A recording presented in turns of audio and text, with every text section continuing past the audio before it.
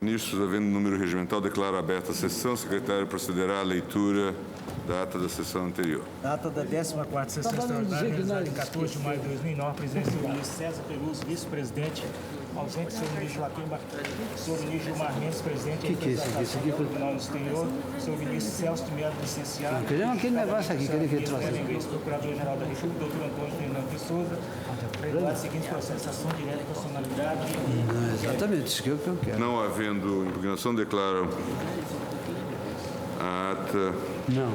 aprovada.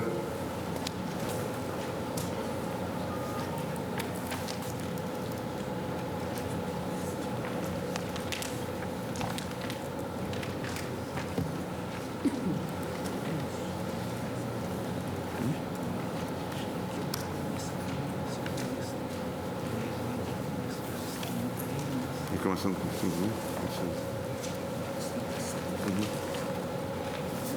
Ministra Carmen Lúcia, reclamação 5.819, reclamante Estado de Tocantins, reclamado juiz de direito da terceira vara de feitos da Fazenda e Registro Público da Comarca de Palmas. 5819, presidente.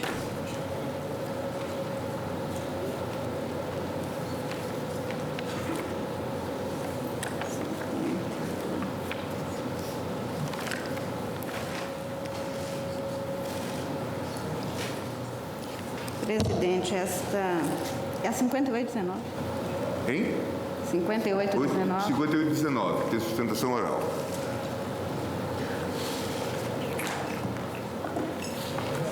Ela é contra ato do juiz da terceira vara da Fazenda, presidente, que deferiu uma tutela antecipada para reintegrar uma servidora no cargo de defensora. A interessada tinha ajuizado, não sei se é essa,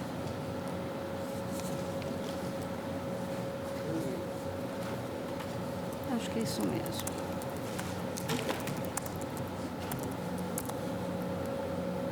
É uma ação de anulação de ato administrativo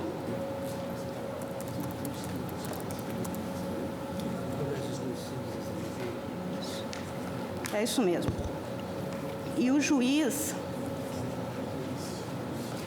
decorrente de um concurso público que tinha tido seu edital julgado na ação direta de inconstitucionalidade 598 por este Supremo Tribunal Federal, na qual se declarou nulo o edital e, portanto, os atos consecutivos.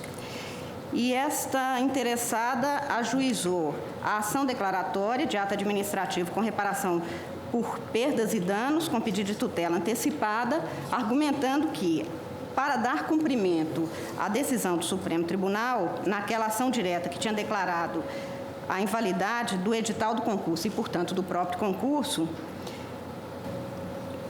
o Estado de Tocantins expediu uma portaria 827 e, portanto, foram exonerados os servidores, inclusive a interessada, que então impetrou esse mandado de segurança, e o juiz de Tocantins determinou, por tutela antecipada, a reintegração da servidora, afirmando expressamente que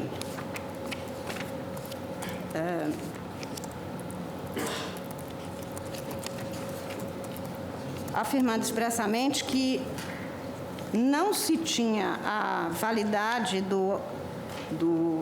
da portaria, porque precisaria de ter sido dada à interessada o direito de ter a sua defesa num processo administrativo, exatamente em oposição ao que tinha concluído o Supremo. E é expresso, aliás, o juiz ao afirmar que,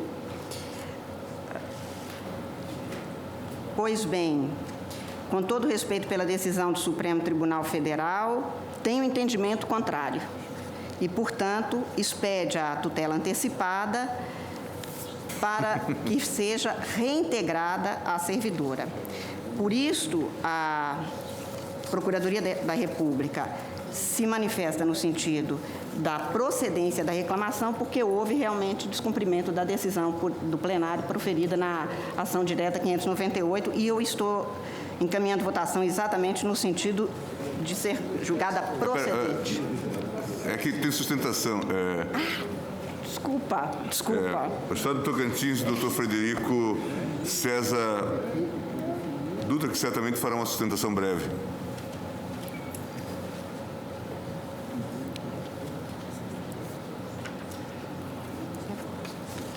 Alô.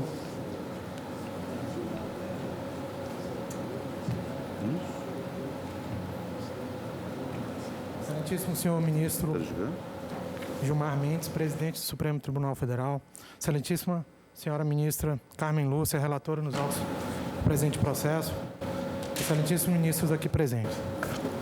Primeiramente, há de esclarecer que o que se defende nessa instância extraordinária é o preceito constitucional que assegura a todos o acesso a cargos públicos efetivos através de concurso público de provas ou provas e títulos, devendo o certame que manter proporcionalmente a isonomia entre os candidatos no que tange aos critérios de avaliação e pontuação. O cerne da questão suscitada na presente reclamação encontra-se em matéria já exaustivamente julgada nesta egrégia Corte Constitucional, qual seja o título pioneiro do Tocantins, com efeitos inclusive para fins de concurso público de títulos e provas, contidos no parágrafo único do artigo 25 da Lei 157 de 1990. E também no edital do concurso público, do concurso pioneiros, em que se estabelecia 30 pontos de vantagem aos ditos pioneiros em desfavor dos demais candidatos no primeiro concurso público estadual. Essa matéria foi julgada na DIN 598, já transitada em julgado, e decidiu-se pela inconstitucionalidade não só do edital, como também do próprio parágrafo único, né, e bem como de todos os atos dele inerentes. A decisão da excelentíssima juíza da Terceira Vara de Fazenda Pública, Registro de Palmas, viola aí gravemente, né, os efeitos vinculantes e erga omnes da decisão na DIN 598, cuja relatoria foi do ministro Paulo Brossard. E depois dá para se ver claramente com outros julgados aqui do tribunal, a reclamação 556 do ministro Maurício Correia, e o recurso extraordinário 202.489 do ministro Marco Aurélio, que essa decisão vai de encontro com o posicionamento do Supremo Tribunal Federal. Ela alega, na sua decisão, lá na instância singela, que haveria a necessidade de contraditório e ampla defesa para que houvesse a exoneração da servidora pública em questão. A decisão reclamada viola a determinação da Suprema Corte e deve, portanto, ser cassada. A decisão reclamada está dando tratamento equivocado ao caso e fincada na errada premissa de que a autora da ação era servidora pública estável e teria processo administrativo com ampla defesa, o que também não é verdade.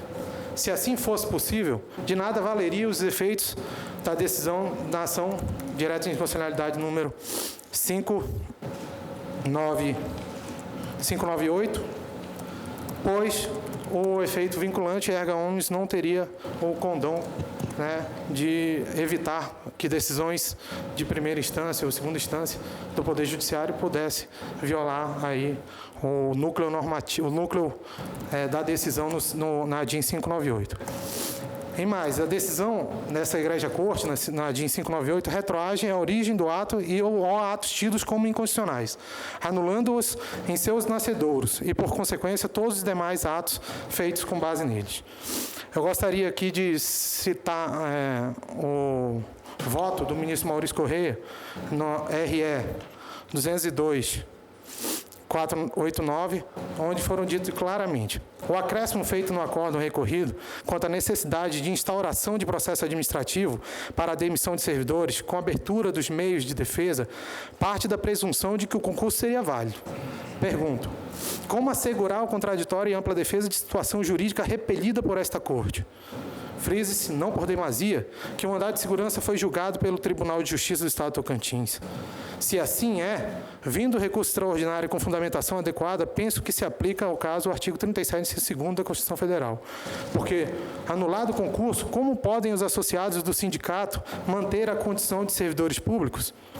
Assim sendo, é legal o decreto 91 de 93, expedido pelo governador do Estado, que anulou o concurso, determinando afastamento desses servidores em cumprimento às decisões proferidas por esta Corte. Diante de todos os precedentes do Supremo Tribunal Federal, aos quais me referi, não vejo como confirmar a permanência de servidores nos cargos em que foram investidos em decorrência do concurso posteriormente anulado. Aqui a situação é análoga, mas envolveria a questão dos sindicatos de servidores públicos, né, e a dimensão da causa que, se houver um posicionamento em sentido contrário do Supremo, pode gerar aí o reingresso como efeito multiplicador, né, de diversas outras pessoas que se encontram hoje exoneradas. O voto do ministro Otávio Galotti também não deixa dúvida. Por que a resposta à indagação se devia ou não ser proporcionada aos servidores dispensados em virtude da anulação do concurso? O exercício do direito de defesa é uma simples decorrência de uma premissa, assentada pelo acórdão recorrido, em flagrante contrariedade ao que decidiu o Supremo Tribunal Federal. Passo aqui também ao voto do ministro Sidney Sanches, que também foi enfático. Senhor presidente, o Supremo Tribunal Federal declarou a invalidade do concurso desde o edital. Se o edital é nulo, a nulidade do concurso é mera consequência, pois este foi realizado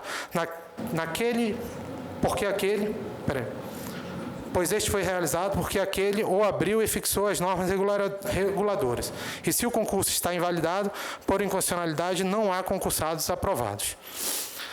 E finalizou o ministro Nery da Silveira falando o seguinte: se o tribunal reconheceu, afirmou e proclamou a nulidade do edital na sua integralidade, não apenas item o título de pioneiro do Tocantins, qual há de ser a compreensão do acórdão em hora recorrido? O acórdão teve em conta precisamente o mandado de segurança oposto a ato do Poder Executivo, subsequente à decisão da Corte, em que declarava nulo o concurso e desvinculados os candidatos de qualquer pretensão a essa investidura. É essa a situação dessa nova decisão. A afronta clara ao entendimento do Supremo Tribunal Federal. Mas não é só isso. Recentemente, no dia 13/6/2006, a excelentíssima ministra Ellen Grace, que não se encontra aqui presente, em embargo de divergência, nos embargos de declaração na reclamação 556, em escorreito de decisão transitada em julgado, em que tratou sobre o mesmo assunto aqui versado, tratou o seguinte: após vários e frustrados incidentes processuais, certificou-se o trânsito em julgado da presente reclamação em 14 de março de 2003. No caso em exame, a decisão impugnada determina a reintegração de todos os servidores exonerados por força da portaria 20, de 3 de fevereiro de 97. Todavia, a referida portaria teve o objetivo de dar cumprimento à ordem jurídica determinada por esta Corte, por ocasião do julgamento da presente reclamação, para restabelecer o julgado da ação direta de inconstitucionalidade número 598. A decisão, por evidente, afronta o núcleo do acórdão do Supremo Tribunal Federal proferido nos autos da ação direta de inconstitucionalidade número 598. Ao desconsiderar os efeitos jurídicos decorrentes do acolhimento daquela pretensão e reafirmados à exaustão nos autos do presente reclamação. Diante da sua manifesta nulidade nos termos do artigo 18, 8.038, inciso 6º, e do artigo 13 do Regimento Interno do Supremo Tribunal Federal, torna sem efeitos a decisão proferida em 13 de fevereiro de 2006 nos autos da ação cautelar número 10 de 93, 3.897-0, determinando desde logo o afastamento de quaisquer óbices que impeçam a imediata e completa execução do acórdão proferido na ADIM 598 e, por conseguinte, reafirmando o julgamento precedente desta reclamação. Vale lembrar, por último, que o Ministério Público Federal pugnou pela procedência da presente reclamação, conforme parecer encartado aos autos. Assim, por ter sido declarado inconstitucional todo o edital do concurso em discussão, ato de nomeação e posse dos candidatos aprovados também foram invalidados, não havendo que se falar em oportunizar o devido processo legal, uma vez que a portaria aqui impugnada pela autora, portaria 827, objetivou tão somente cumprir o decidido por essa Suprema Corte, devendo a decisão reclamada ser cassada.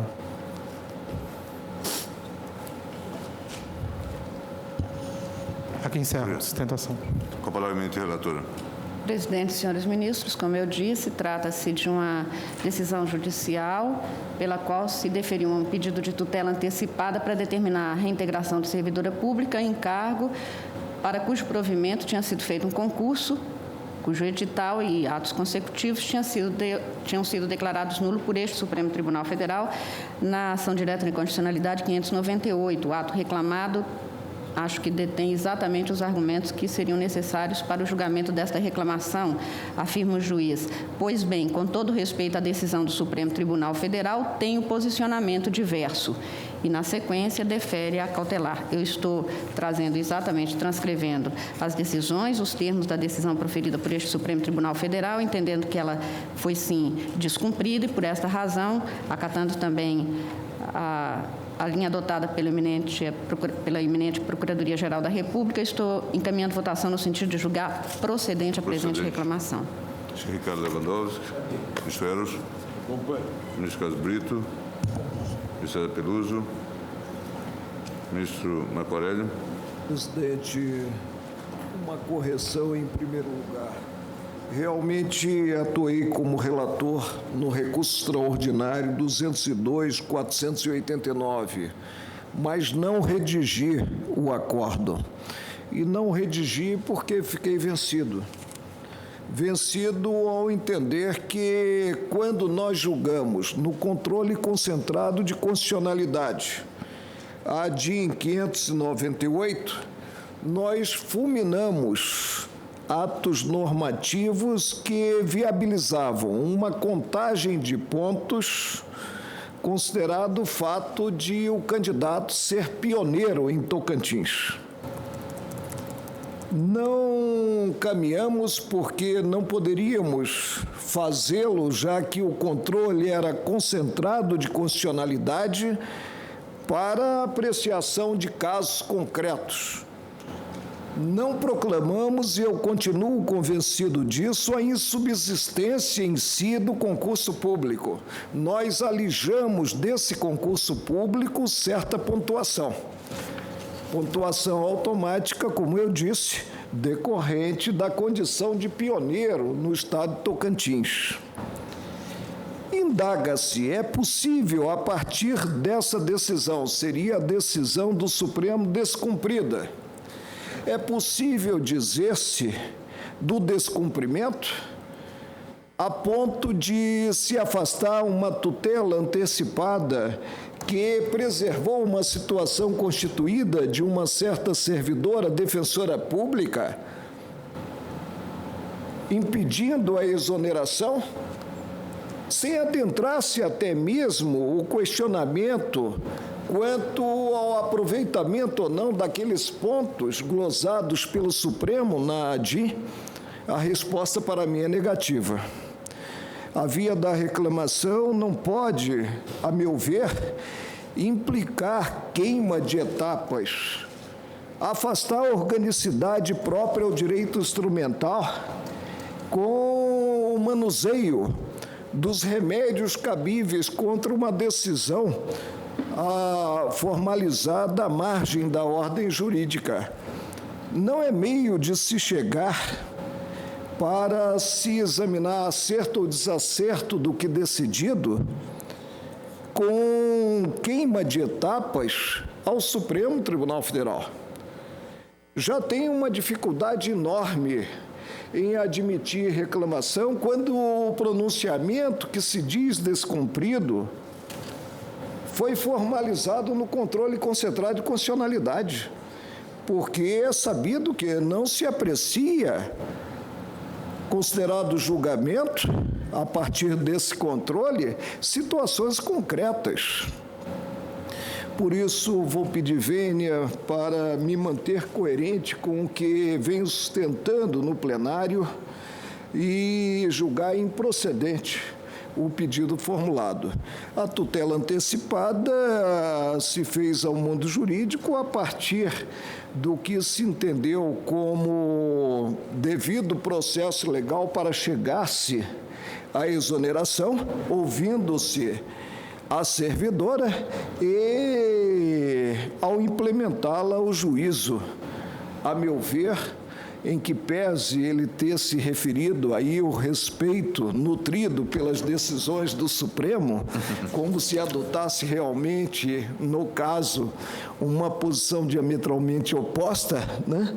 A decisão não discrepou do nosso pronunciamento na ADIM 598. É como voto. Ministro Celso de Mello. Senhor presidente, é impressionante como passados quase 16 anos desde o julgamento da ADIM 598 do Tocantins, alguns magistrados de primeira instância ainda insistam e persistam em descumprir a decisão que esta... Mas, Vossa Excelência, veja que no próprio plenário nós temos uma voz discordante, né? Sim, mas... uma voz discordante a partir de dados que podem... né, mas o plenário, senhor ministro Marco Aurélio, soberanamente pronunciou-se diversas vezes sobre essa questão. Eu sei, ministro, mas pelo menos... E essa divergência no plenário apenas valoriza os julgamentos do tribunal e legitima suas decisões. Matéria, né? Mas, de qualquer maneira, é impressionante. De primeira instância não deixa de ser uma crítica. Não, eu não faço crítica. Se manifestou a favor da decisão. Eu faço crítica a essa resistência que os magistrados de primeiro grau têm manifestado ao longo dos anos a respeito dessa questão que é mais do que conhecida, a questão do título Pioneiros do Tocantins. Lembro-me quando nós julgamos em 91 o pedido de medida cautelar e, posteriormente, julgamos o mérito da controvérsia constitucional,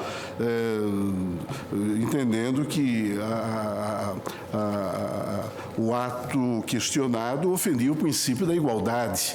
E em consequência desse julgamento plenário, sobrevieram diversas outras decisões proferidas em sede de reclamação, como a de que hora se trata.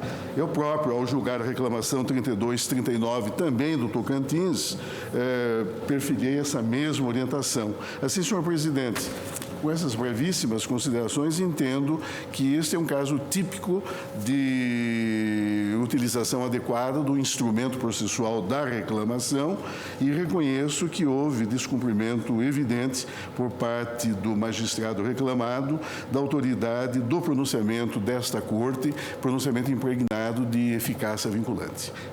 Também eu acompanho a eminente relatora nessa mesma linha e proclamo o resultado. Julgou-se procedente a ação no segundo voto ministra Carmen Lúcia, vencido o ministro Marco Aurélio, que a julgava improcedente. Ministro Eros Grau, recurso extraordinário 576.847, recorrente Telemar Norte-Leste S.A., recorrida Ernestina Borges dos Santos. Esse é caso de repercussão geral, não? É um caso com repercussão geral reconhecido. Senhor presidente, a controvérsia objeto desses autos diz respeito à possibilidade ou não de impetração de mandado de segurança contra a decisão liminar concedida em primeiro grau no âmbito dos juizados especiais. A quinta turma recursal civil e criminal do Tribunal de Justiça do Estado da Bahia indeferiu a petição inicial do mandado de segurança e seguindo o feito sem julgamento do mérito. A recorrente alega ser cabível o mandado de segurança, vez que não há previsão legal de recurso algum para atacar as decisões interlocutórias exaladas em processos submetidos ao rito da Lei 9.099, sendo apenas possível, quando da interposição de recurso inominado, a sua impugnação em preliminar, momento em que não cabem tutelas de urgência. O Ministério Público opina pelo não conhecimento do recurso extraordinário. A repercussão geral da questão constitucional foi reconhecida por esse tribunal. É o relatório. Não tem sustentação oral, Vossa Excelência pode prosseguir. Posso prosseguir? A Lei 9.099 está voltada à promoção de celeridade no processamento e julgamento de causas cíveis de complexidade maior. Daí ter consagrado a regra da irrecorribilidade das decisões interlocutórias, inarredável. Não cabe, nos casos por ela abrangidos, aplicação subsidiária do Código de Processo com agravo de instrumento ou o uso do Instituto do Mandado de Segurança, qual pretende a recorrente. Os prazos para agravar de 10 dias, artigo 522 do CPC, e para impetrar mandado de segurança de 120 dias não se coadunam com os fins a que se volta a Lei 9.099. Ademais, a opção pelo rito sumaríssimo é uma faculdade das partes, com as vantagens e as limitações que a sua escolha acarreta. Mas a admissão do mandado de segurança na hipótese dos autos importaria a ampliação da competência dos juizados especiais, ampliação que cabe exclusivamente ao Poder Legislativo. De resto, e vou concluindo, não há, na hipótese, afronta ao princípio constitucional da ampla defesa, vez que as decisões interlocutórias podem ser impugnadas quando da interposição do recurso inominado. Eu estou, senhor presidente, negando o provimento ao recurso extraordinário para manter a decisão que extinguiu o processo em julgamento de mérito. Vossa Excelência, portanto, nega provimento ao recurso. Ministra Carmen Lúcia. Com o relator, presidente. Ricardo Lewandowski. Carlos Brito. Eu vou acompanhar o relator entendendo que a controvérsia se limitou à esfera infraconstitucional do seu cabimento. Então, vou acompanhar por isso. Ou seja, no caso, seria até de assentar... Mas nós já superamos. Já está superado pelo reconhecimento da repercussão geral. Foi reconhecida a repercussão geral? Tá certo. Ministro, tá certo. Então, acompanho o eminente relator. Também. Ministro Macoré. Presidente, nós estamos diante de uma situação peculiar. Ressaltou o ministro Eros Grau e o fez com absoluta fidelidade à Lei 9.099, que nas causas submetidas aos juizados especiais não é cabível o agravo. As decisões interlocutórias não são impugnáveis mediante agravo. Indaga-se, é possível fechar-se a porta diante de uma situação excepcionalíssima, e estou aqui a raciocinar em tese, ao manuseio do mandado de segurança, afastando-se até mesmo a possibilidade de se corrigir um erro de julgamento. A meu ver, não. A meu ver, nós estamos diante de exceção que está comportada e está alcançada pela Lei 1533 de 51, no que essa lei realmente revela como regra o não cabimento de mandado de segurança contra a decisão judicial. Mas a previsão pressupõe a possibilidade de ter-se recurso contra essa decisão. E na espécie é pacífico que não se teria esse mesmo recurso. Creio que o mandado de segurança merecia o processamento e não o indeferimento liminar verificado. E assim concluo diante das peculiaridades do caso da regência do processo em si, pela Lei 9.099, que exclui o recurso. E relembro o que se contém nessa vetusta lei, que é a Lei 1533/51. Não se dará mandado de segurança quando se tratar, inciso 1, que não vem a espécie, de despacho ou decisão judicial, mas aí há a condição para excluir-se a ação mandamental, quando haja recurso previsto nas leis processuais ou possa ser modificado por via de correição. Peço vênia, presidente, para entender que, no caso, o afastamento do mandado de segurança implica o afastamento da própria jurisdição e, assim, provejo o extraordinário. Ministro Celso de Mello. Senhor presidente, peço vênia para acompanhar o eminente relator. Portanto, desprovido o recurso vencido, ministro Marco Aurélio, que lhe dava provimento. Ministro Eros Grau, agravo regimental na arguição de descumprimento de preceito fundamental 93, agravante Associação Brasileira de Distribuidores de Energia Elétrica, agravado presidente da República. A questão é a seguinte: após o voto do eminente relator, ministro Lewandowski, que negava provimento ao recurso de agravo, e do voto do ministro Marco Aurélio, dando provimento ao recurso, pediu vista a Vossa Excelência.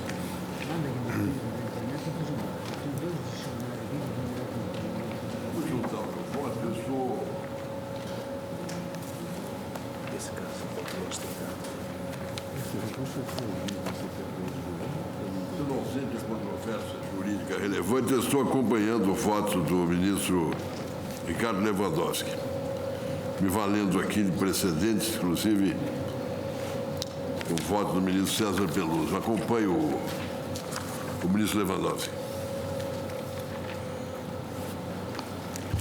Ministra Carmen Lúcia. Acompanho o relator, Excelência. Carlos Brito. Acompanho. César Peluso. Ministro Celso de Mello. Senhor presidente, peço vênia para acompanhar o eminente ministro Ricardo Lewandowski. Portanto, também eu, nesse mesmo sentido. Portanto, negou-se provimento ao agravo, vencido o ministro Marco Aurélio, que lhe dava provimento. Que caso é esse? Qual? Ministro Marco Aurélio, reclamação 5.096 da relatoria de Vossa Excelência, reclamante Assembleia Legislativa do Estado de São Paulo, reclamado presidente do Tribunal de Justiça do Estado de São Paulo, interessado Sindicato dos Despachantes Documentalistas do Estado de São Paulo.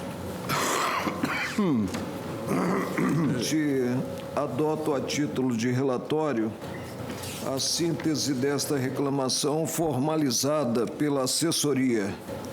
Ao deferir o pedido de medida cauteladora, Vossa Excelência assim se pronunciou, a folha 85 a 87, competência, processo objetivo, conflito de lei estadual com a Constituição Federal, julgamento pelo Tribunal de Justiça, liminar deferida.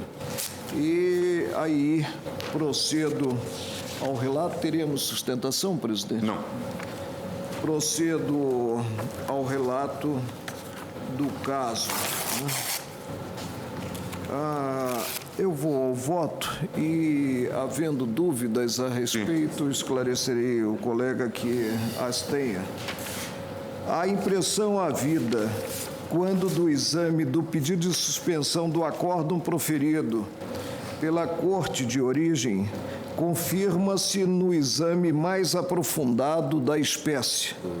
Na inicial da ação direta de inconstitucionalidade ajuizada no Tribunal de Justiça, lançou-se com todas as letras: trata-se de ação interposta, SIC, visando a declaração de inconstitucionalidade da Lei 8.107 de 92, de outubro de 1992, por usurpação da competência da União, para legislar sobre condições para o exercício de profissões, incidindo a norma em afronta ao disposto no artigo 22, inciso 16 da Constituição Federal. O conflito, portanto, seria entre a lei estadual e a Carta da República. É certo que, em passo seguinte, articulou-se com o disposto no artigo 1º da Constituição Estadual de São Paulo, que, no entanto, apenas contém princípio a decorrer da Carta de 1988. Leio esse artigo. O Estado de São Paulo, integrante da República Federativa do Brasil, exerce as competências que não lhe são vedadas pela Constituição Federal. Voltou-se, então, a dizer-se do conflito da Lei Estadual 8.102 de 97, com um diploma maior presente o vício de forma, ou seja, a circunstância de a unidade da federação, em desrespeito ao inciso 16 do artigo 22 da Constituição Federal, haver legislado sobre condições para o exercício de profissão, folha 20. Daí o Tribunal de Justiça, embora aludindo ao artigo 1º da Carta do Estado, que não diz muita coisa, diz o óbvio, que o Estado só pode legislar naquilo que não seja da competência da União, haver procedido a cotejo da lei estadual, não com esta última, com a Constituição do Estado, mas com a lei maior da República. E transcrevo competência, norma estadual, que afrontaria ao artigo 22, inciso 16 da Constituição Federal, de molde a deslocar a competência ao Supremo. Rejeição. Apontada também afronta ao artigo 1º da Constituição Estadual, de molde a fixar a competência deste egrégio Tribunal de Justiça. Aí vem a ementa quanto à matéria de fundo. Ação direta de inconstitucionalidade, Lei Estadual 8.107, de 27 de outubro de 1992, dispõe sobre a atividade dos despachantes perante os órgãos da administração pública do Estado, matéria atinente às condições para o exercício de profissões de competência privativa da União. Artigo 22, inciso 16 da Constituição Federal. Afronta aos artigos 1º e 144 da Constituição Estadual, procedência. Esclareço ser este o teor do artigo 144 da Carta de São Paulo. Os municípios, com autonomia política, legislativa, administrativa e financeira, se auto-organizarão por lei orgânica, atendidos os princípios estabelecidos na Constituição Federal e nesta Constituição. Então, se afirmou, na inicial, que a lei, ao dispor sobre a atuação dos despachantes nas repartições públicas do Estado e dos municípios, estaria a desrespeitar esse citado artigo. Ocorre que, no caso 144, prefere o exame da matéria sob o ângulo da competência normativa para disciplinar exercício profissional. Julgo procedente o pedido formulado nesta reclamação. A consequência natural seria avocar-se o processo revelador da ação direta de inconstitucionalidade ajuizada no Tribunal de Justiça do Estado de São Paulo. Mas, de início, considerado o controle concentrado de competência do Supremo, verifica-se a carência da ação. É que foi formalizada pelo Sindicato dos Despachantes Documentalistas no Estado de São Paulo, o qual, consoante previsto no artigo 103 da Carta da República, não tem legitimidade para adentrar o Supremo com a ação, Então, a procedência do pedido formulado na reclamação deságua necessariamente na extinção do processo revelador da ação direta de inconstitucionalidade julgada pelo Tribunal de Justiça do Estado de São Paulo, sem apreciação do mérito. É como voto. Vossa Excelência está julgando procedente a reclamação e determinando a extinção do feito, porque não aproveitaria... É a premissa para chegar à extinção. Senhores ministros, portanto, julgada procedente a reclamação, estamos do voto do relator.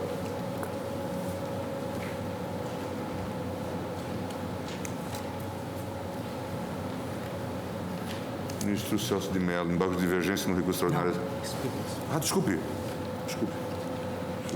Embargo de divergência no recurso extraordinário 148.858 da relatoria do ministro César Peluso. Embargante Estado de São Paulo, embargada Duratex.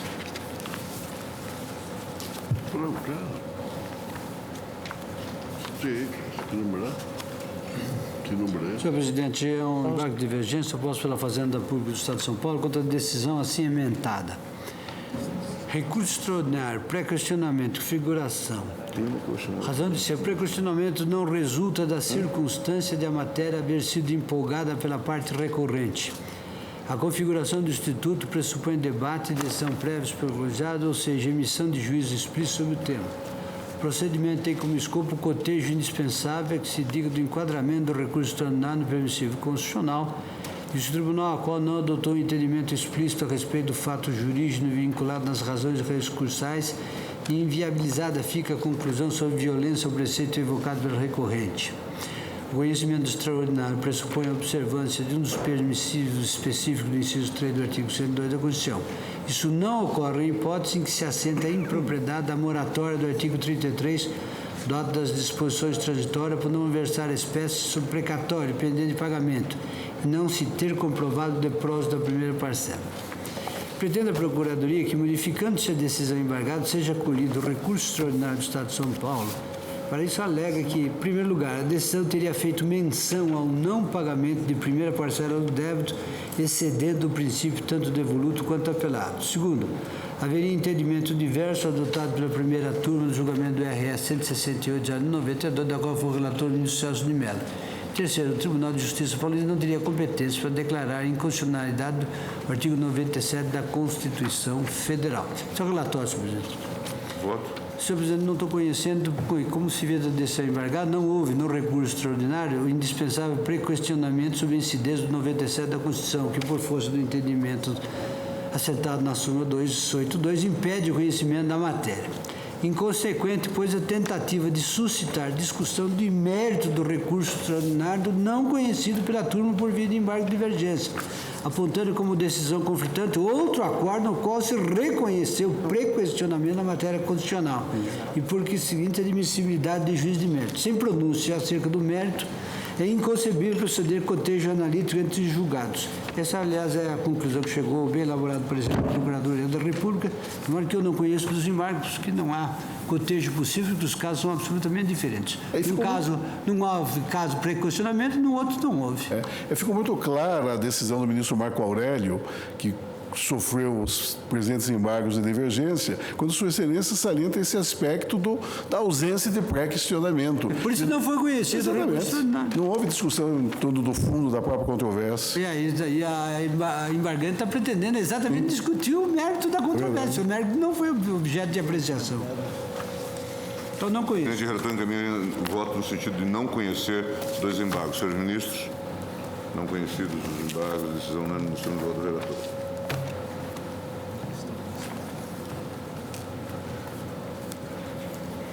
Reclamação 3737 da relatoria da ministra Carmen Lúcia. Após o voto da ministra Carmen Lúcia, conhecendo em parte da reclamação e na parte conhecida, julgando a procedente, deu vice-ministro Marco Aurélio, que tem a palavra. Presidente, vou ultrapassar a primeira parte, que diz respeito ao retrospecto da matéria, e começo dizendo que acompanho a relatora na parte em que não conhece do pleito formulado. Quanto ao voto de fundo, né, Sua Excelência estaria assentando não conhecimento? Parcial, mas julgando... Parcial. Nessa parte eu acompanho, Vossa Excelência. No caso, trata-se de processo objetivando o reconhecimento do vínculo empregatício com o município e a condenação deste a satisfazer parcela trabalhista. É matéria já apreciada pela Corte em outras reclamações. Digo em meu voto que a competência é definida pelas balizas da ação ajuizada, incumbindo a Justiça do Trabalho dizer da existência ou não do citado vínculo, que é a causa de pedir das verbas trabalhistas, né? E, se concluir de forma positiva, impor a condenação nas verbas. Fazendo em sentido contrário, assentará a carência da ação proposta. Não se requer o conhecimento de parcelas considerado regime dito especial. Não há pleito nesse sentido na ação ajuizada na origem. Ao reverso, afirma-se na inicial que este teria mascarado o contrato. Então, peço vênia para divergir, julgando nessa parte improcedente o pleito, presente o que decidido pelo Tribunal na ação direta de inconstitucionalidade 3.395, dígito 6, é como voto. Ministro Ricardo Lewandowski. Presidente, de vênia para acompanhar o relator, tem voto em dentro sentido, conhecendo em parte na parte... Conhecendo em parte na parte conhecida... Depois me dá lá, eu não li ainda. Ministro Eros. Eu também peço vênia para o ministro Marco Aurélio, é bom acompanhar. Tal como tenho feito em outras decisões com relação à matéria. Acompanho a ministra relatora. Ministro Carlos Brito. Pediria à ministra relatora que me fizesse um brevíssimo resumo do voto de Sua Excelência. Que é o... Foi sequestro de verbas? Não, isso aqui é... Matéria de contratação. Contrato, competência da Justiça do Trabalho ou da Justiça Comum para julgar vínculo administrativo firmado entre um município e um servidor. E o vínculo foi administrativo, né? Vínculo administrativo com base na legislação Assentado local. com base na legislação local. Acompanho a relatora, peço vênia ao ministro Marco Aurélio para discordar do seu voto. Eu também peço vênia, senhor presidente, para acompanhar a ministra relatora, tenho também decidido naquele mesmo sentido. Também eu. Conhecido em parte da reclamação e na parte conhecida foi julgada procedente, vencido parcialmente o ministro Marco Aurélio, que também conhecia em parte, mas a julgava improcedente. Ministro Carlos Brito, reclamação 4761. Mas tem sequestro de verba para pagar. Reclamante município de Indianópolis. Reclamado juiz do trabalho da Vara do Trabalho de Araguari.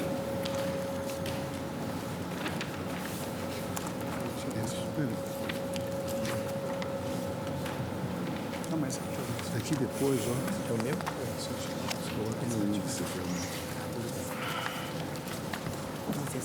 Senhor ministro presidente, aqui vou tentar fazer um resumo. Os interessados, eles são prestadores de serviço. Foram contratados pela administração pública após processo licitatório. Serviço de transporte e alunos de transporte escolar. Portanto, os contratados, não eram servidores públicos, nem pleiteavam verbas de natureza trabalhista. Diante disso, tenho que não há a menor afronta à decisão proferida por este Supremo Tribunal Federal na ADIM 3395. Ou seja, se se tratasse de um conflito de competência, eu não teria dúvida em assentar a incompetência da Justiça do Trabalho e, por consequência, a competência da Justiça Comum para apreciar o pedido de recebimento dos serviços prestados pelos contratados mediante licitação nesse campo do transporte coletivo de estudantes. Mas aqui não, aqui se cuida de reclamação e eu entendo que, nesse caso, o conteúdo da decisão plenária proferida na ADIM 3395, medida cautelar, e nada foi desrespeitado. Por isso eu estou julgando improcedente a reclamação. Ministra Carmen. Ricardo Lewandowski. De acordo. Não é servidor. Nem estatutário, nem seletista. São prestadores...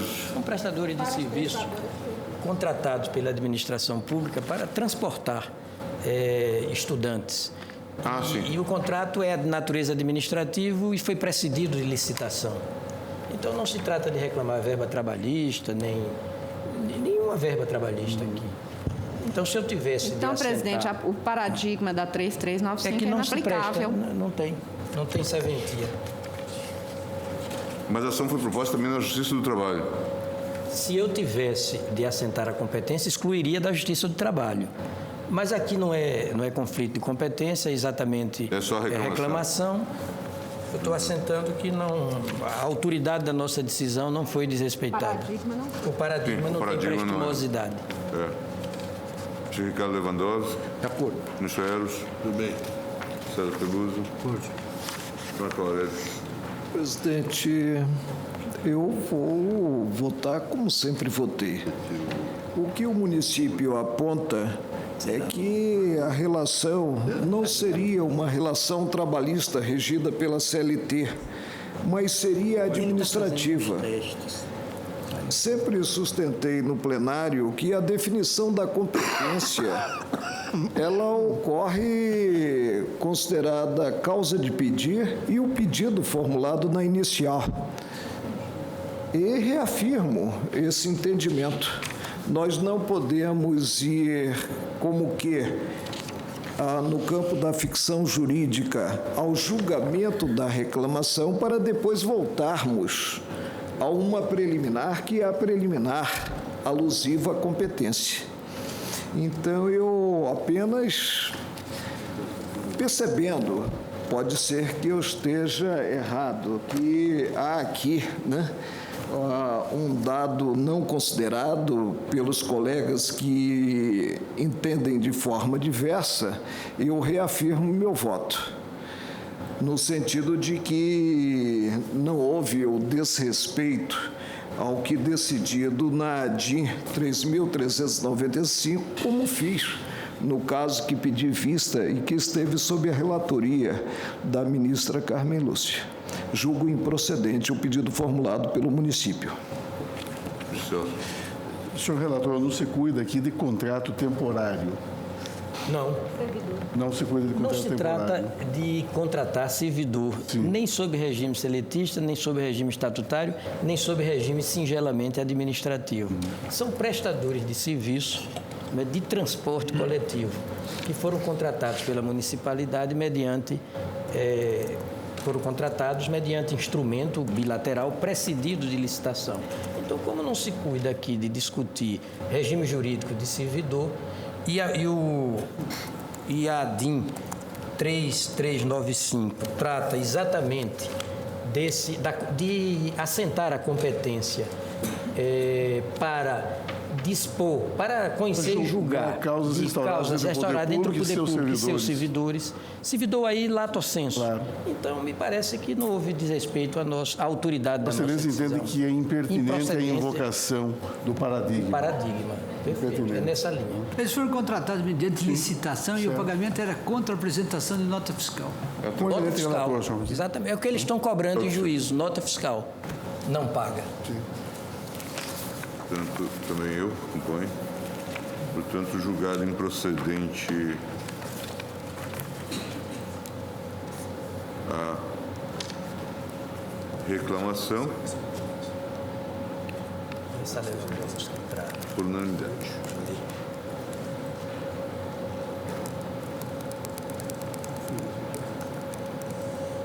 É a minha essa. Senhores ministros, eu vou chamar da minha relatoria a reclamação 2799 do município de Iguatu. Aqui são aqueles casos referentes à ADIM 1662. questão da forma de sequestro autorizada pela Constituição seria a do artigo 100, parágrafo 2º. Todavia, eu estou dizendo o seguinte: da leitura do ato reclamado, bem como do teor das informações e do parecer da Procuradoria-Geral da República, verifico que não houve na espécie a expedição de precatório, nem ao menos determinação de sequestro. No caso de análise, foi determinado o bloqueio, que não se iguala a sequestro. No agravo regimental 1852 da relatoria do ministro Maurício Corrêa, esta Corte entendeu que, constatada a inexistência de sequestro propriamente dito, não havia similitude de objetos entre o ato impugnado e a decisão proferida na ADIM 1662. Ademais, não há nas decisões reclamadas referência alguma ao artigo 100, parágrafo 2º, de modo que não se assemelham à hipótese do acórdão paradigma. Diante desses fatos, não há que se falar em afronta à decisão proferida na ADIM 1662. Eu cito vários precedentes, ministro Lewandowski, ministro Carlos Veloso, e estou, então, manifestando pela improcedência do pedido na reclamação, cassando a liminar deferida.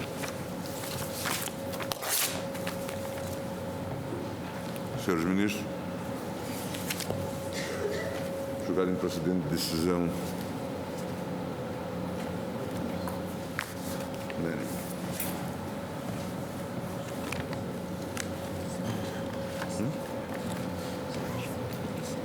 Ainda não.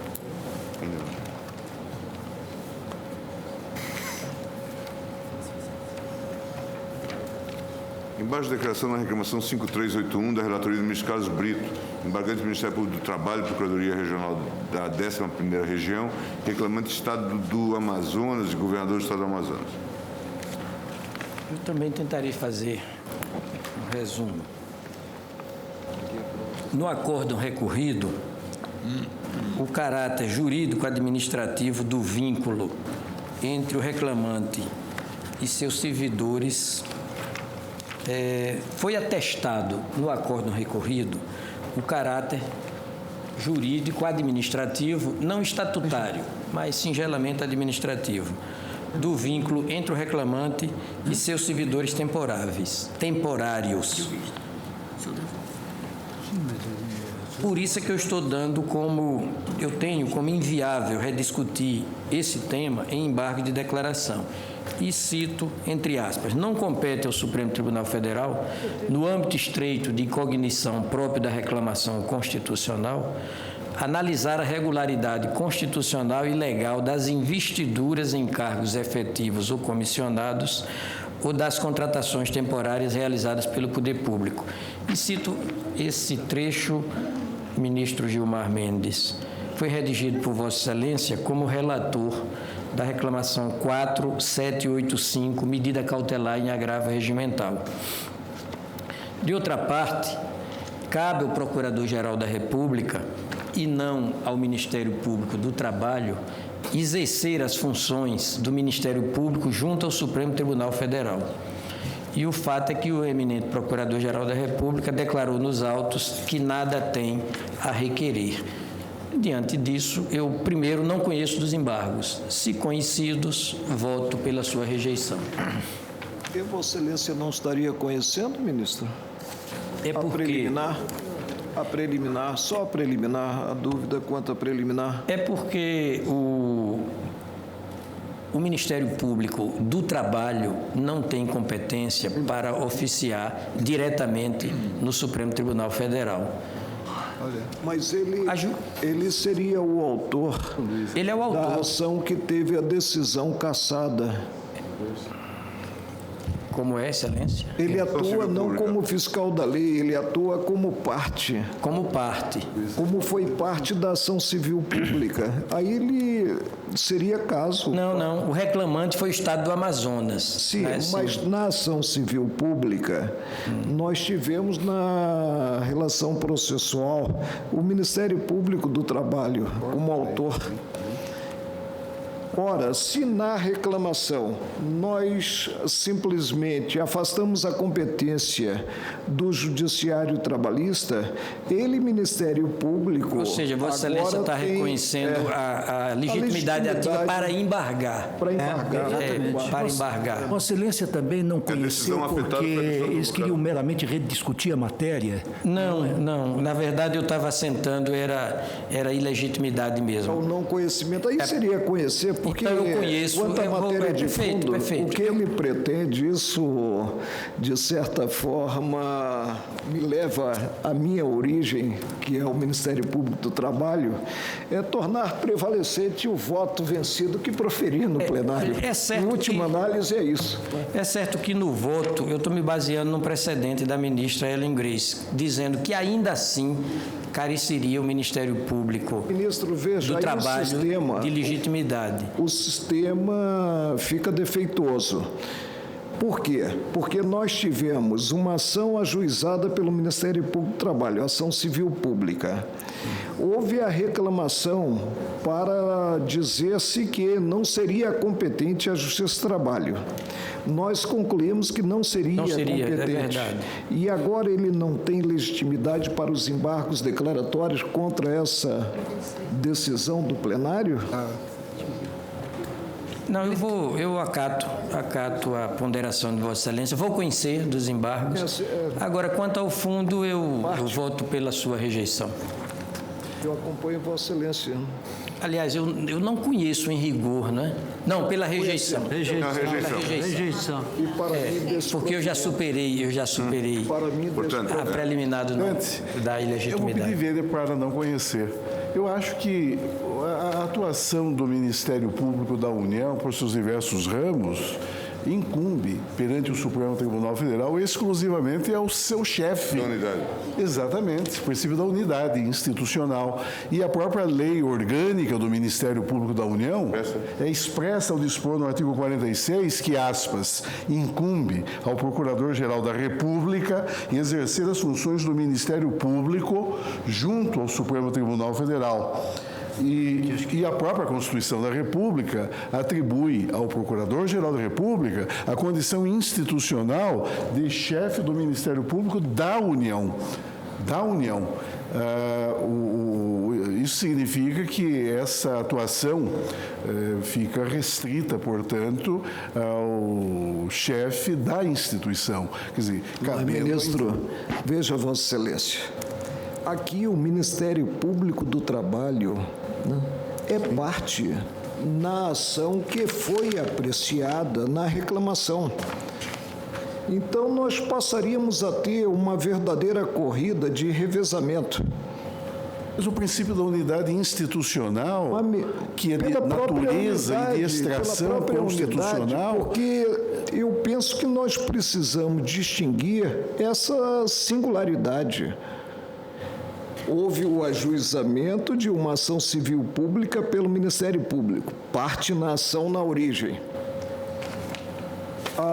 Veio à baila a reclamação, apontando-se que o juízo trabalhista não seria competente.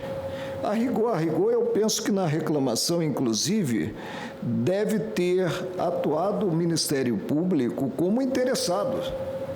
Eu só acho que há um complicador aqui, é que a declaração do Procurador-Geral da República nos autos, diante do acordo embargado, dizendo nada tem a requerer. Então, enquanto o Procurador-Geral da República diz que nada tem a requerer, como fiscal da lei, Excelência, como fiscal da lei, eu não tenho a menor dúvida que, como fiscal da lei, em termos de Ministério Público, quem atua no Supremo é o Procurador-Geral da República, mas não é o caso. Mas Diga, ministra, por favor. Não, por favor. Eu estou aqui pensando, eminentes pares, é que quando se trata de uma ação penal, também intentada pelo Ministério Público Estadual, ele também é parte. Não obstante isto, a competência é da Procuradoria-Geral da República, para oficiar nesta corte. Sim, mas é diferente no caso do Ministério Público Estadual, porque ele não é representado e muito menos chefiado pelo Procurador-Geral da República. Mas mesmo assim, ele é parte da ação penal. Sim, claro. É o dominus litis. Mas e há uma... Quando o Ministério Ministério Público atua, o Ministério Público do Trabalho, desculpe, o Ministério Público do Estado atua, e pode perfeitamente, dispõe de legitimidade para vir ao Supremo, para atuar, porque ele é parte, mas ele não está vinculado à chefia do Procurador-Geral da República, porque a Constituição preserva esse grau de autonomia em favor do MP local. Mas no que concerne ao Ministério Público da União, e aqui houve uma evolução sensível no plano constitucional, porque em face da carta anterior, cabia ao Procurador-Geral da República tão somente chefiar o Ministério Público Federal. Ele era chefe do MP Federal e não dos demais ramos especializados do MP da União. Hoje não. Hoje a chefia do MP da União... Só para concluir. A chefia do MP da União compete unicamente ao Procurador-Geral da República e incide aí o princípio da unidade institucional do MP. Vossa Excelência, pois não, permite, claro. Cabeçalho do acórdão proferido pelo Supremo, reclamante, Estado do Amazonas, reclamante, governador do Estado do Amazonas, reclamado, juiz do trabalho da 14ª Vara do Trabalho de Manaus, interessado, Ministério Público do Trabalho, Procuradoria Regional do Trabalho da 11ª Região, interessado, Ministério Público do Estado do Amazonas, não teria ele legitimidade para embargos declaratórios contra esse acórdão? Eu vou pedir vênia a Vossa Excelência, vou acompanhar o ministro Celso de Mello. Sua Excelência está dizendo é que não há lugar aqui para atuação de 2 Ministérios Públicos da União. Da União. Foi decidido assim. Quando chega a causa da reclamação 4453. Ainda que o Ministério Público da União seja autor, ele é substituído no oficiar-se perante esta Corte pelo Procurador-Geral da República. Passa a ser uma questão de articulação interna, né? Passa a ser parte. Não, digo, ele assume. Ele assume. Segundo essa visão, passa a ser uma questão de eu tenho a impressão de que o tribunal já decidiu essa questão. Já, a reclamação 4453, a propósito de um agravo que foi interposto pelo Ministério Público do Trabalho. E não foi conhecido. Não foi conhecido. Exatamente. A relatora foi a ministra Ellen Grace. A minha insistência decorre apenas da dualidade. Ministério Público como fiscal da lei e Ministério Público como parte. Eu distingo. Mas aí são funções do Ministério Público. Vossa Excelência foi voto vencido. Estou sendo coerente. O Ministério Público, neste caso, o Ministério Público da União, neste caso, é parte. Sim. E, portanto, o Procurador-Geral da República funciona como é o seu chefe. Não, é o chefe. E é o único que atua aqui. Daí a indivisibilidade, não é, do Ministério Público como princípio constitucional. O Procurador-Geral da República, nessa instância suprema, também atua como parte. Eu pergunto, se chegasse aqui, na via do recurso extraordinário, o processo que estampa a ação civil pública, o recurso extraordinário só poderia ser interposto pelo Ministério Público Federal e não pelo Ministério Público que ajuizar a ação? Não, mas aí não porque... Aí a atuação no grau inferior. Porque é lá que se interpõe o recurso. Porque é lá que se interpõe pelo Tribunal ACO. E a nossa decisão foi pela ilegitimidade. Não seja transportado o entendimento para o campo da capacidade postulatória em geral. Ou será do advogado que está no Estado e os que atuam em Brasília. E essa unidade institucional ainda mais se torna visível quando se tem presente que hoje o Procurador-Geral da Justiça do Trabalho é nomeado pelo próprio Procurador-Geral da República, que é o chefe da instituição. O ministro Celso, e o artigo 83 da Lei Complementar 75 adstringe, né, o funcionamento do Ministério Público do Trabalho à Justiça do Trabalho. E é perante a Justiça do Trabalho que o MP do Trabalho pode, inclusive, interpor recursos extraordinários contra acordos do TST, mas atuando naquele âmbito. Nessa reclamação, nós decidimos exatamente pelo não conhecimento do agravo por ilegitimidade do Ministério Público do Trabalho. Até porque nós poderíamos ter um caso de conflito entre atuações do próprio Ministério Público da União. Suponhamos que o Procuradoria-Geral da República tivesse um entendimento completamente oposto ao do órgão que lhe é subordinado. Então, no meu voto originário, eu não conheci dos embargos. Não conheço por esse motivo. Se conhecido, foi que eu votei pela rejeição. Então, diante dos debates, eu persisto no entendimento originário de não conhecimento dos embargos. Apenas se conhecidos é que voto pela sua rejeição. Vocês também regressa à posição inicial? Para a posição originária. E reajuste também para seguir o relator. Portanto, ministro, portanto, não se conhecendo dos embargos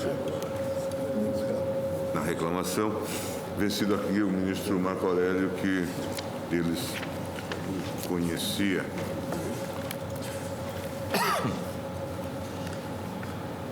Reclamação 4464, também da relatoria do ministro Carlos Brito, reclamante município de Anicuns, reclamado Tribunal Regional do Trabalho da 18ª Região. Esse é o 4464. Isto. Ele já passou isso ali. Deixa eu ver.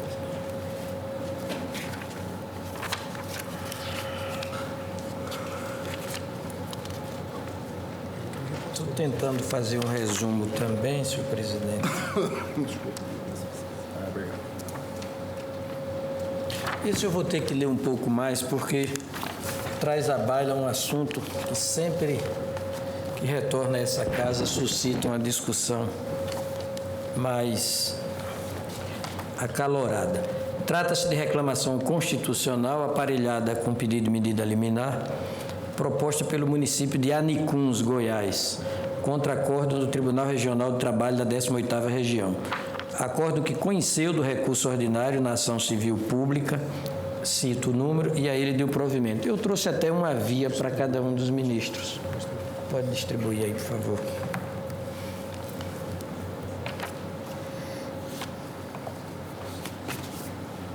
Isso.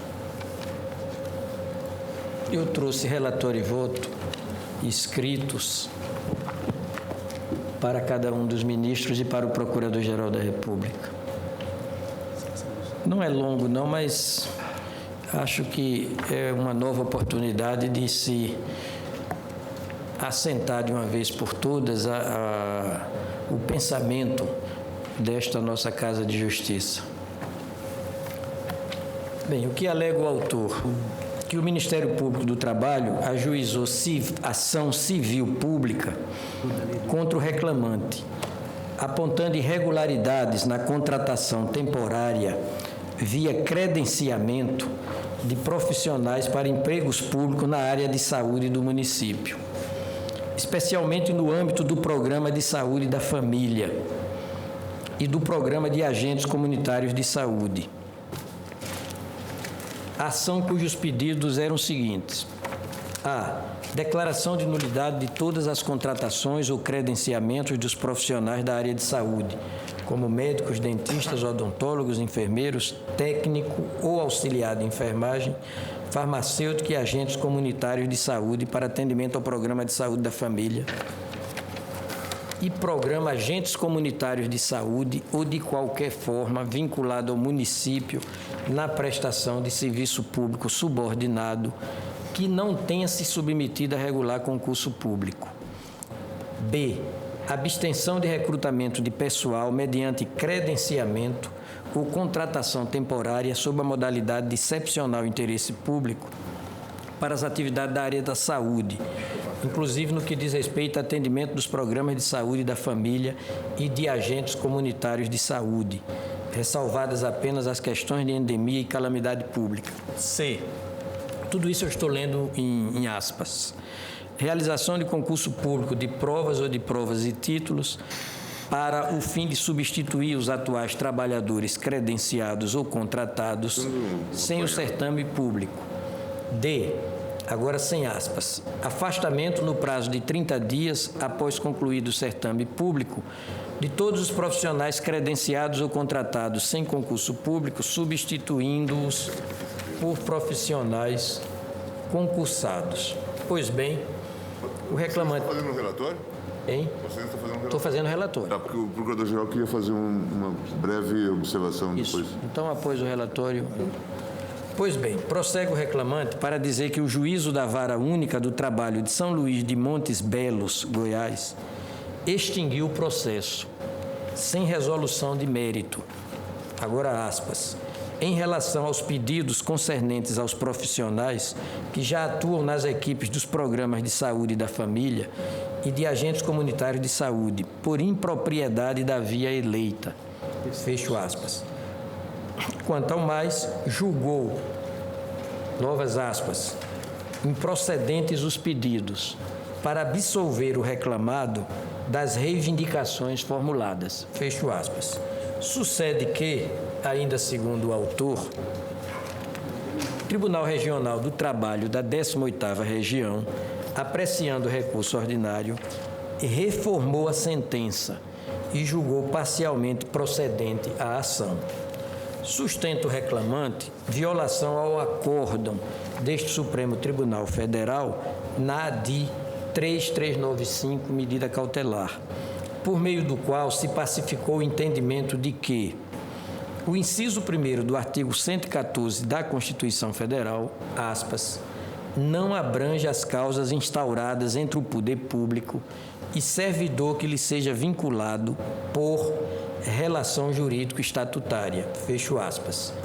E o fato é que, no caso, segundo o requerente, o TRT da 18ª Região teria fixado sua competência para conhecer de ação versante sobre servidores públicos temporários, vinculados ao município por um regime jurídico de natureza administrativa.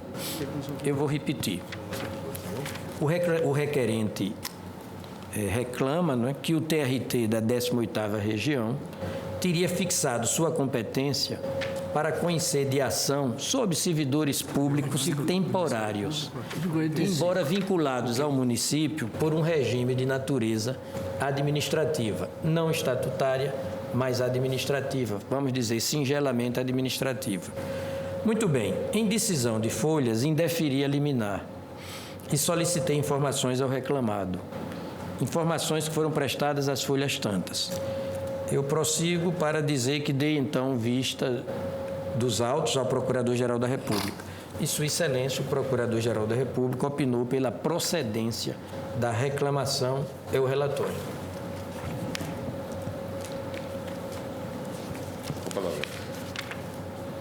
Senhor presidente, senhores ministros, apenas para fazer duas observações que considero relevantes neste caso. Casos que se repetem muito perante essa corte. Não está em causa, na ação proposta pelo Ministério Público do Trabalho, qualquer questão que diga respeito à relação de trabalho. O Ministério Público do Trabalho está questionando a legalidade de ato praticado por administrador público federal, ou, no caso, estadual ou municipal.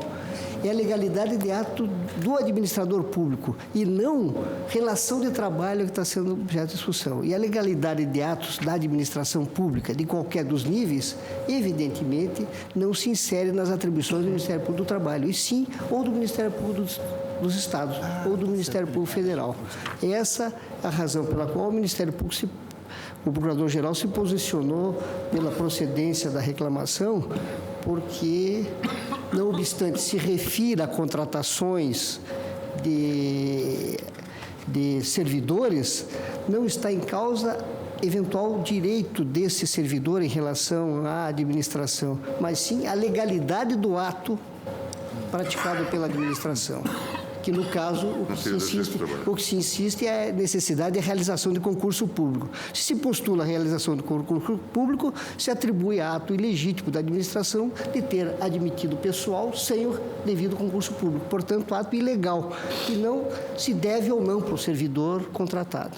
Então, é por isso que o Ministério Público tem se posicionado, nesses casos, pela incompetência. Na verdade, não se está discutindo competência, mas se está discutindo está discutindo o cumprimento do que ficou deliberado na ADIM já referida por Vossa Excelência. É porque o Ministério Público reitera seu pronunciamento, como nos outros casos, no sentido da procedência, porque se trata de questão que foge à alçada da Justiça do Trabalho. Eminente relator. Muito bem.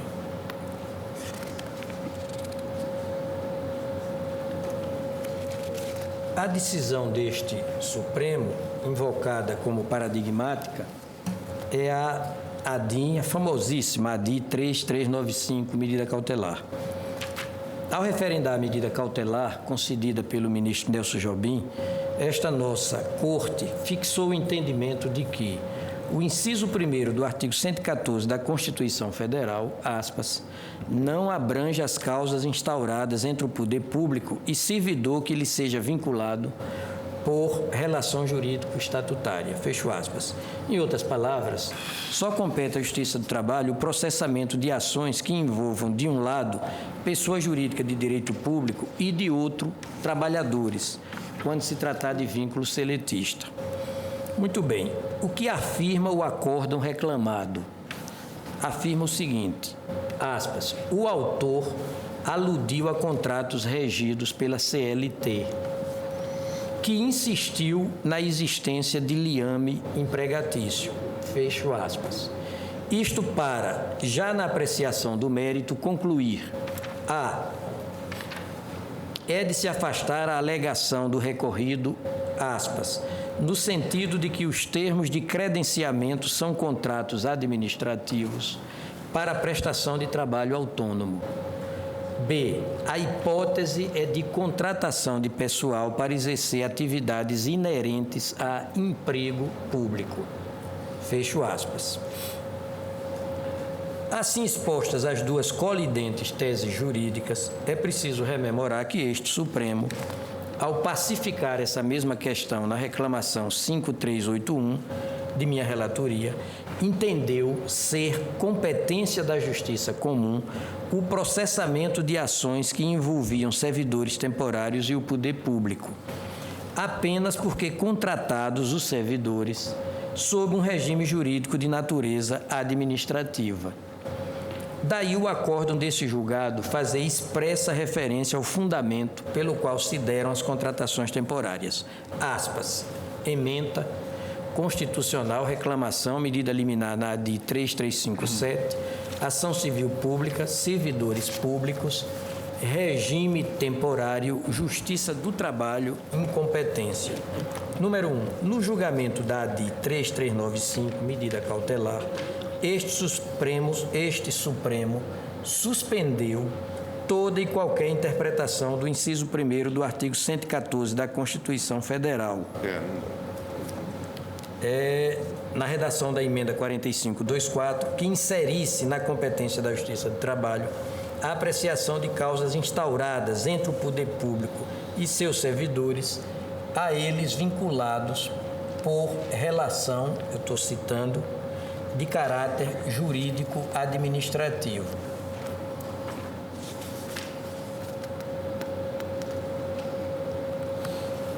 Dois, contratações temporárias que se deram com fundamento na Lei Amazonense 2607, que minudenciou o regime jurídico aplicável às partes figurantes do contrato.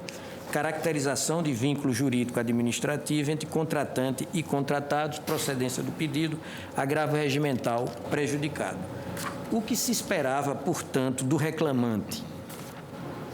Que provasse o equívoco da premissa de que se valeu a decisão reclamada. Mas não o fez, na medida em que inexiste nos autos cópia de qualquer contrato de credenciamento. Também não há sequer referência a alguma lei que haja instituído, no âmbito do município, o regime administrativo para o servidor contratado mediante tal credenciamento. Sendo assim, impossível suplantar o pressuposto fático de que se valeu o Tribunal Regional do Trabalho da 18ª Região. Que pressuposto? O de que se tratava, no caso, de vínculo seletista. À mesma conclusão chegou o ministro Sepúlveda Pertence, na decisão que negou seguimento à reclamação 4896, datada de 19 de junho de 2007. Aspas. Ministro pertence. Apesar da heterodoxia do pedido, o fato é que ambas as sentenças trasladadas nos autos afirmaram que se tratava de relação de emprego regida pela CLT.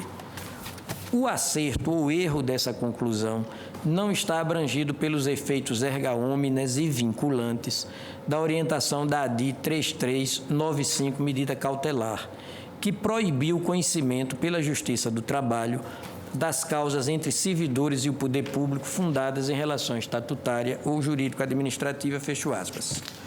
Decisão que, contrabatida por agravo regimental, foi mantida pelo plenário deste Supremo, havendo o ministro Menezes Direito, relator, assim afirmado, aspas, com o presente regimental, o agravante não comprova que a contratação dos autores das reclamações trabalhistas não seria regida pela CLT, conforme disposto nas sentenças, o que foi repetido na decisão ora gravada. Nesse caso, disse o ministro Menezes Direito, permanece incólume o fundamento da decisão que negou seguimento à reclamação. Fecho aspas, reclamação 4896, agravo regimental. Nesse mesmo sentido, disse ainda o ministro Menezes Direito, agora na reclamação 5248, novas aspas. No tocante à reclamação trabalhista de número tal, apresentada por Aurino Alves Pereira, não consta dos autos a cópia do contrato firmado entre o município de Santarém do Pará e o contratado. Razão porque não há como verificar se foi firmado com base na CLT ou no regime jurídico dos servidores municipais, inviabilizada dessa forma a pretensão do reclamante, fecho aspas.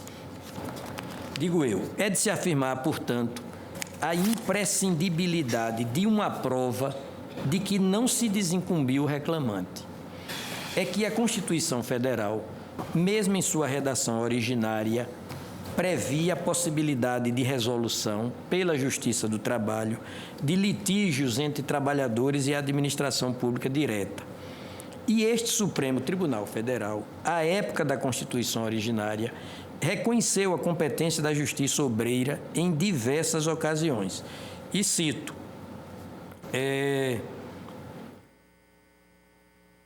o ministro Celso de Mello, RE 183.999, relator ministro Marco Aurélio, RE 153.832, relator ministro Marco Aurélio também, RE 207.374, relator ministro Nery da Silveira, bem, entre outros. Como nós sabemos, o artigo 114 da Constituição, em sua redação originária, dizia: compete à Justiça do Trabalho conciliar e julgar os dissídios individuais e coletivos entre trabalhadores e empregadores, abrangidos os entes de direito público externo e da administração pública direta e indireta do município, do Distrito Federal, dos Estados e da União, etc., etc. Ora bem, como dar aplicabilidade a esse mandamento constitucional, o de que competia à Justiça do Trabalho julgar dissídios que envolvessem trabalhadores e a administração pública direta, diante do caput do artigo 39, que estabelecia e voltou a estabelecer, depois da concessão da liminar na ADI 2135, regime jurídico único para os servidores da administração pública direta, das autarquias e da fundação pública. A meu ver, de duas formas. A. Os servidores temporários, aqui aludo o inciso 9 do artigo 37 da Constituição da República, seriam contratados pela consolidação das leis do trabalho, cabendo à lei apenas estabelecer os casos em que se dariam essas contratações. B. Os trabalhadores que prestassem serviço subordinado e não eventual a órgão da administração pública direta, em situação totalmente irregular, sem qualquer formalização, não poderiam ficar à míngua de proteção em seus direitos trabalhistas. Daí a competência que o Poder Constituinte conferiu à Justiça do Trabalho. Competência que foi alargada quando a emenda 19 de 98 extinguiu a obrigatoriedade de regime jurídico único para os servidores da administração pública direta, autárquica e fundacional. Regime hoje restabelecido pela DI 2135, medida cautelar. Estendida também pela emenda número 51, que, ao acrescentar os parágrafos 4º e 5º do artigo 198 da Constituição, permitiu que lei federal dispusesse sobre o regime jurídico e a regulamentação das atividades de agente comunitário de saúde. Esse é o aspecto que me parece mais, digamos, característico desta reclamação. É que nós estamos a lidar basicamente com o recrutamento, com a contratação de agentes comunitários de saúde. E o fato é que, eu estava a dizer,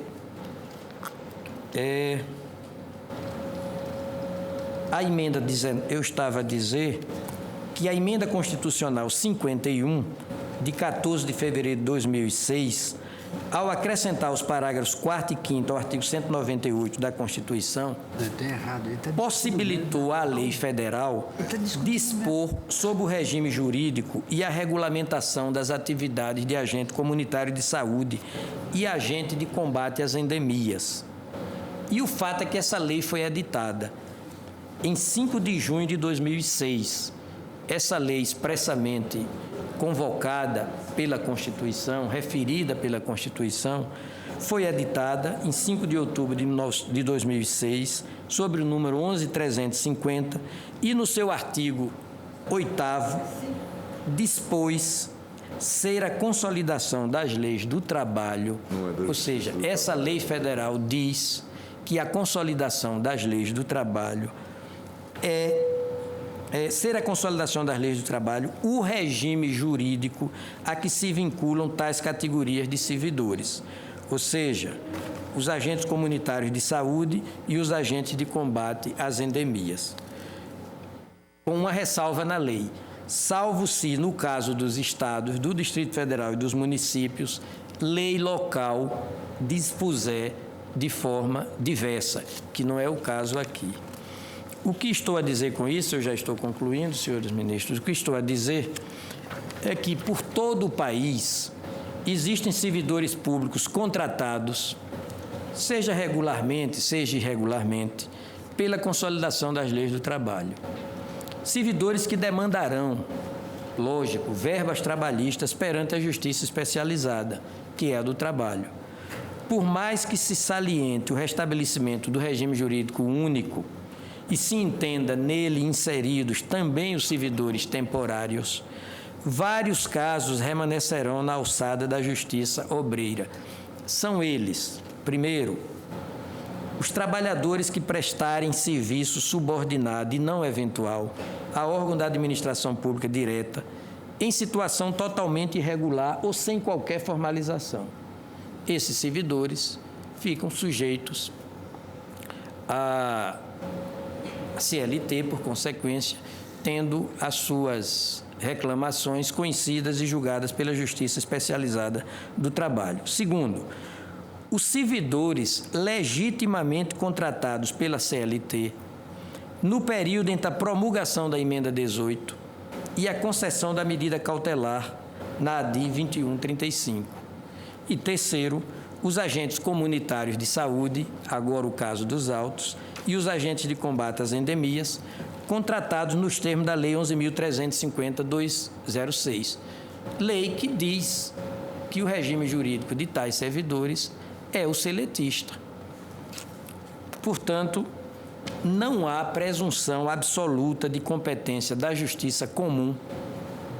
Vale dizer, não há pré-exclusão. Me lembro agora de uma palavra, de um termo do ministro Peluso. Não há pré-exclusão da Justiça do Trabalho quando seja parte na demanda a administração pública direta, autárquica e fundacional. Faz-se indispensável a prova do vínculo estatutário ou então do vínculo de natureza singelamente administrativa, desde que a entidade pública, o ente, não é público, contratante, expressa lei dispondo sobre o regime administrativo dos servidores assim temporariamente contratados. No caso, não havendo o reclamante se desincumbido dessa prova de que a contratação se deu sob regime ou estatutário ou singelamente administrativo, e tendo o acórdão reclamado reconhecido o regime seletista, Exatamente. inexiste violação à medida cautelar na ADIM 3395. Por isso, senhor presidente, eu estou julgando improcedente a reclamação. O eminente procurador-geral quer fazer esclarecimentos sobre matéria de fato. O relator me permitir, é só para declinar os 4 pedidos formulados na ação civil. Declaração de nulidade de todas as contratações, credenciamento dos profissionais da área de saúde, médicos, dentistas, enfermeiros, etc. Segundo, abstenção de recrutamento de pessoal mediante credenciamento e contratação temporária. Terceiro, realização de concurso público de provas e títulos para o fim de subsidiar os atuais credenciados e contratados. Quarto, afastamento no prazo de 30 dias de todos os profissionais contratados. Então, só para assinalar que não há nenhuma pretensão de tutela a relações de trabalho protegendo o trabalhador, sim, apenas a legalidade da contratação. É só essa observação que faço.